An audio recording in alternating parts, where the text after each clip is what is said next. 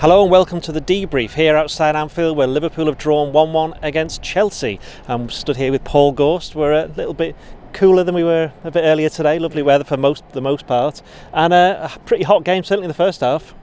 Yeah, best atmosphere at Anfield for 18 years. months, yeah. Well, obviously, yeah, because it's been behind closed doors. But I'm struggling to remember when it was like that. Probably Manchester City in the 1920 season.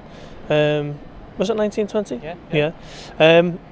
Yeah, really great atmosphere, and Liverpool kind of responded to it, didn't he? Come out the traps. Jordan Henderson had an early chance, and then Kai Havertz had a nasty habit of scoring, doesn't he? And that kind of took the wind out the sails a little bit, and Liverpool had to kind of dig deep and respond. And to be fair to them, I thought they did okay. They thought thoroughly deserving of the equaliser, which we're going to talk about, but the circumstances in which it came was a bit comical and a bit controversial, and that completely changed the game, didn't it? But up until then, I thought Liverpool probably deserved to be level at least, and then the big game-changing incident happened. Well, we'll talk about that then, the penalty obviously, and the red card for Reece James. He handled Sadio Mane's effort on the line. I mean, at the time, I obviously sit next to you in the press box, and I was like, I'm pretty sure that's a penalty. When we saw the replay the same way that the referee did, clearly a penalty, and going by the rules of the game, a red card. I mean, it's a bit harsh because it does hit his thigh and then it goes up, but the fact that he's kind of got that scooping motion, hasn't it, and the fact that if he hadn't done it, it would have been a goal, all counted against him. Chelsea weren't particularly happy. They kicked up a right fuss, but amid all that kerfuffle that was happening, Mohamed Salah, he kept his nerve, put the ball in the net, and as you say, probably 1-1 at that time was a deserved scoreline. But I mean, what's your take on the red card and the penalty?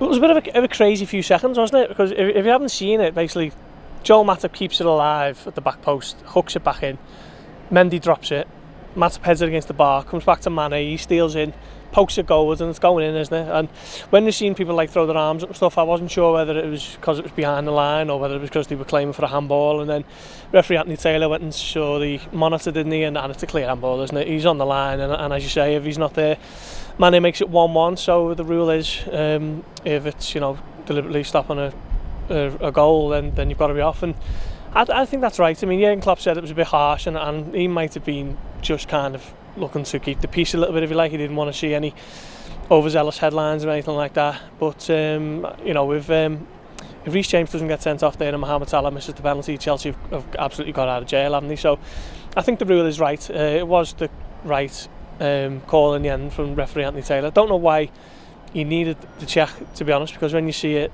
in real time, up close on the replays and whatever else, it's obvious, isn't it? So that was the game-changing incident. And at 1-1, when Liverpool go in at half-time, I'm thinking they're going to get a second, they're going to go and win this, and we're going to be talking about 3 massive points. And Chelsea, to be fair to them, dug deep, never really bothered about going over the halfway line in the second half. Lukaku didn't get a kick. He had one chance, didn't he, which was blocked by. Yeah, that was a great defender by Matip, actually. I thought he was outstanding, particularly second half today. But Chelsea had what at half time they would have been delighted to have kept that point, and they have. So 2 points drop for Liverpool, most definitely. I mean, Thomas Tuchel said that he thought that the game got spoilt by the red card. I think Jurgen Klopp kind of said the same thing, because you always want to see 11v11 if you're in that situation. And it was interesting. I actually thought that the red card came, if it was going to happen, it came at a good time for Chelsea, because it gave them 15 minutes to sort things out, and especially given the fact that they then lost Kante, didn't they, through injury just before half time as well. So if it had happened 2 minutes into the second half, it could have been slightly different. As you say, possibly 2 points drop for Liverpool, but this was a game that they lost last season. So in that sense, it's progress. It's one way of looking at it, isn't it? I think you're right about that. I think if the incident would have happened 2 minutes after the restart rather than 2 minutes before, the crowd would have been on Chelsea's case, and the heads were rolling at the time. Mendy was getting booked, Rudiger got booked. They were all furious with the decision, and Henderson got into a bit of argy-bargy with Mendy, didn't he? And if Liverpool would have had the chance to have kept the pressure on, I think we might have been talking about a different result. But as it transpired, they went in at the break, heads cooled down a little bit, they come out, they dug in, they got the shape, and they never really moved from that shape, did they? Beyond Alonso went over the halfway line a couple of times, and Lukaku had that half chance that was blocked by Matip. And really, there's no there's no worse team to play against who are down to 10 men and looking after something than Chelsea, because even when they've had 11, they're very, very difficult to break down on a Tuchel, and they are the European champions for a reason. Yeah, well, and Klopp made the point, didn't he? He said when the sending off came, there are two ways of dealing with it. You can either go back to basically a 4-4-1 or your 5-3 and your 1, and that's what they did. They kept the three at the back, they kept the wing backs, the three in midfield kind of sat in a bit, and I thought Kovacevic was excellent in the second half. To be fair to Chelsea, he basically kept things ticking over in midfield and made sure that Liverpool couldn't really get on the front foot as much as they'd have wanted. That's what Liverpool deserved to win. They created enough in that second half to get the win. Van Dijk had a shot, Henderson, Fabinho, Salah had a couple, Jota with a header. But ultimately, I think with Jurgen Klopp being forced into that change, Jota for Firmino before half time, his game-changing sub wasn't there to be played, was it? And if you look, he was brought on there. He's had to bring on Thiago, who possibly could have came a little bit earlier, and Tsimikas. Tsimikas coming on with 5 minutes to go. Liverpool are chasing a winner against Chelsea. For me, they need another attacking body, and we're not being wise after the event. I think we've said it a few times on the Blood Red now, haven't we, that we'd still like another attacking option and maybe another midfield option. I think, don't know if they're going to be getting a midfield one, but I think now, if they'd have had another, good option to come off that bench, attacking wise, it might have been a different score, might have been a different result, and we might be talking about a win. But as it turned out, Jota came on a little bit early, couldn't really get involved in the game, and Liverpool were forced to settle for a point. Well, he'd started obviously with Firmino for the very reason that, as he attempted to do in the first half before he got injured, which was to drop a bit deeper, annoy Jorginho a little bit, and just kind of connect with Salah and Mane from that deeper position, which was working, because Liverpool, I know Chelsea scored the first goal and they were dangerous when they got forward. Certainly, I know we disagreed a little bit on Matip's performance. I thought in the first half he had a bit of a shocker. He was caught out a few times, but they didn't have many real chances. They had the one where it was Mason Mount missed it, where Andy Robertson could have almost put it into his own net. There was that possibly, apart from the goal, that was it. Liverpool, Harvey Elliott, he put one wide. Henderson, as you mentioned, that volley where he could have done a bit better. Great press from Trent, who was one of the players who I thought one of Liverpool's better players.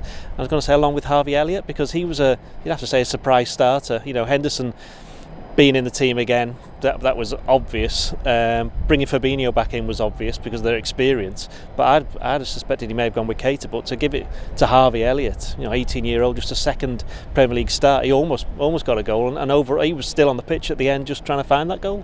Yeah, well, Klopp said, didn't he, after the game?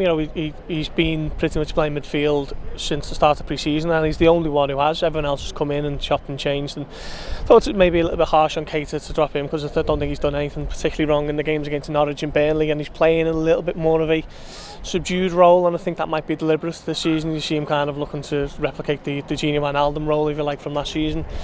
So I was surprised that Keita made way and Elliott didn't, because as you say, he's only 18, making his second Premier League start, but didn't let anyone down, did he? I thought he was very neat and tidy and kept things going, and possibly should have hit the target in the first half. It come to a bit of an awkward height on his unfavoured right. Put it into the Anfield Road, and then he might have done better with that, but a very good performance from him, and I was surprised to see him starting this one, so I think I'm going to be a bit more surprised by how often he plays. And just looking finally at the overall, the scenario that we're in now at the moment with Liverpool and Chelsea, have we just seen two teams that are going to be battling all the way through towards for the majority of the season, along with, say, Manchester City and Manchester United for the title? Are these going to be two teams that can expect to be up there for the majority of the season? Yeah, I think so. I didn't see anything that made me change my mind on Chelsea being a contender. Certainly not from Liverpool's perspective either. I think if Liverpool keep the squad that they've got now fit, I think they will be. I just feel that they could probably use another attacking option, like as I say, if they'd have been able to bring, say they've got two Diogo Jotas, for example, that type of player. If they'd have been able to have reached for him again with 20 minutes, 15 minutes to go, it might have just unsettled them a bit more, and we might see a different outcome. But yeah, I still think Liverpool are going to be right up there this season, as are Chelsea, and I think Man City, despite getting beat by Tottenham, they're going to be up there as well. That's it. The next ground we'll be standing outside getting a bit cold will be Ellen Road in 2 weeks. Cheerio.